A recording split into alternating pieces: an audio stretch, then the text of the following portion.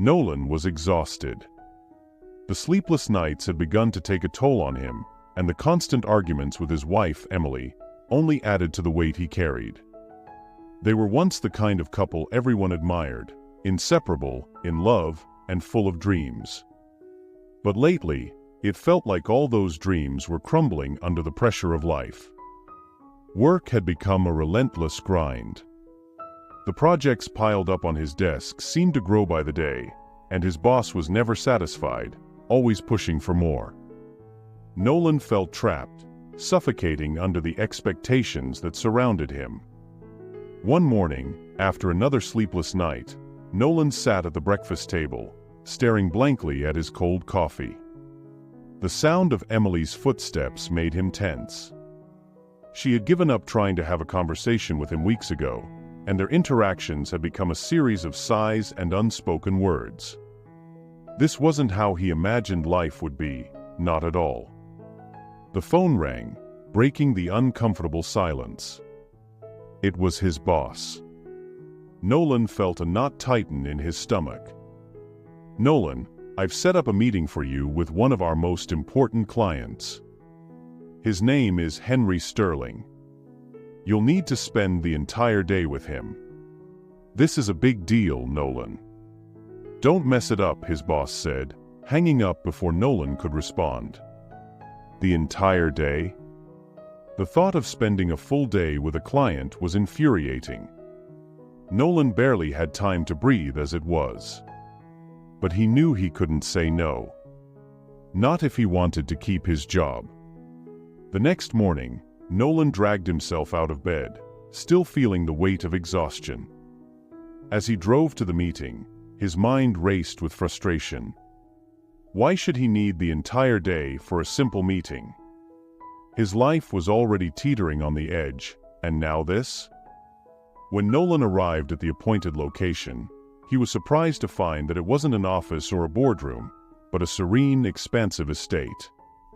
The gates opened as he approached, revealing a path lined with tall, ancient trees.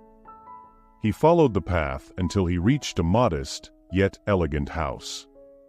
Waiting on the porch was Henry Sterling, a man in his 70s, with a calm demeanor and a presence that seemed to radiate wisdom. "Good morning, Nolan," Henry greeted him with a warm smile. "Thank you for taking the time to meet with me today." Nolan forced a smile in return, feeling slightly uncomfortable with how relaxed Henry seemed. "Of course, Mr. Sterling. I'm ready to discuss the project." Henry chuckled softly. "Oh, we'll get to that, don't worry. But first, let's take a walk. There's something I want to show you." Nolan hesitated but followed Henry. They walked through the estate, passing by gardens, a small pond, and a grove of fruit trees. The air was fresh, and for the first time in weeks, Nolan felt a small sense of peace beginning to creep in. "Beautiful, isn't it?" Henry asked as they stopped by the pond. "This place has been my sanctuary for years. It's where I come to think, to reflect, and to find balance in my life." Nolan nodded, unsure of where this was going. "It's very peaceful. But, Mr. Sterling, about the project." Henry raised a hand, gently interrupting him. "All in good time, Nolan. Let me ask you something. How are you feeling?" The question caught Nolan off guard. "I'm fine," he lied. Henry looked at him with kind but knowing eyes. "You don't have to pretend with me, Nolan. I can see the stress in your eyes, the tension in your shoulders. I've been there, you know. Long ago, I was where you are now, overworked, exhausted, and feeling like the world was closing in on me." Nolan swallowed hard, unsure of how to respond. Henry continued, his voice steady and calm. "I was once a young man, hungry for success. I thought that if I just worked harder, pushed myself more, I could achieve anything. But the harder I pushed, the more life pushed back. I started losing myself in the process, losing my health, my happiness, even the people I loved. Henry paused, letting his words sink in. But then I met someone who changed my perspective. An old friend wise beyond his years, who taught me something I've never forgotten. The art of living is not about how much you can achieve, but how well you can manage your energy, your time, and your peace of mind. Nolan listened, feeling a strange sense of familiarity in Henry's words. They resonated with the struggles he had been going through, the constant feeling that no matter how hard he worked, it was never enough. Henry continued, "You see, Nolan, success is not just about reaching your goals. It's about how you get there. I learned to apply certain principles in my life that changed everything. First, I learned to prioritize my well-being. Without health, physical, mental, and emotional, nothing else matters. I started taking care of myself, not just by eating well and exercising, but by creating time for rest, for reflection, for the things that truly matter." They walked further along the path, the estate's tranquility enveloping them. The second principle is focus. In today's world, we are constantly bombarded by distractions, work, technology, the demands of others. I learned to focus on one thing at a time, to give my full attention to the task at hand. Multitasking is a myth, Nolan. It's a trap that drains our energy and scatters our mind.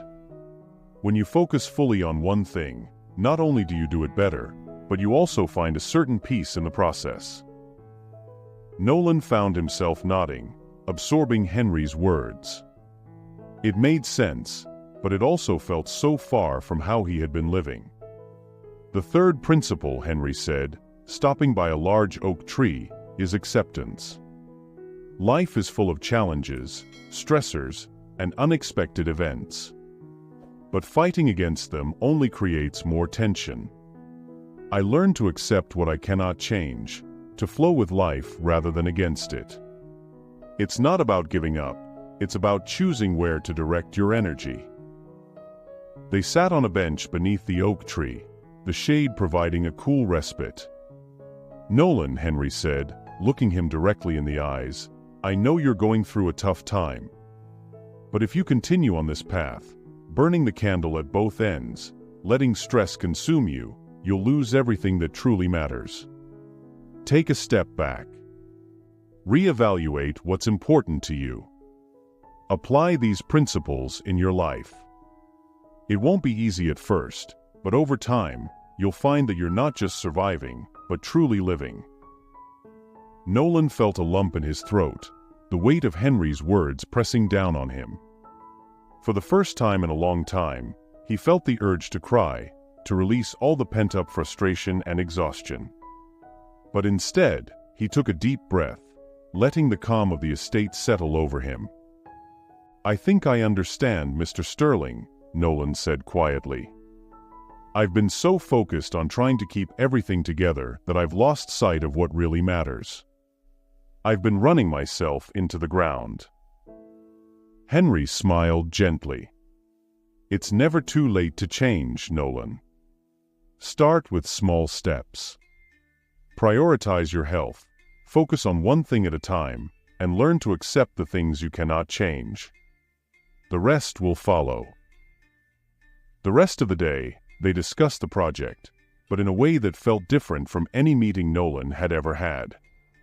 There was no rush, no pressure.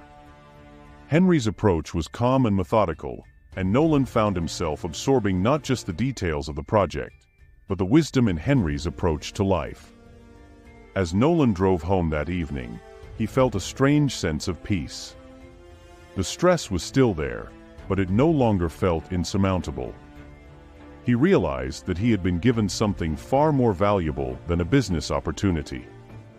He had been given the tools to reclaim his life. But now, think about your life. Life will throw challenges your way, stress at work, conflicts at home, sleepless nights. But remember this, if you don't prioritize your well-being, nothing else will matter.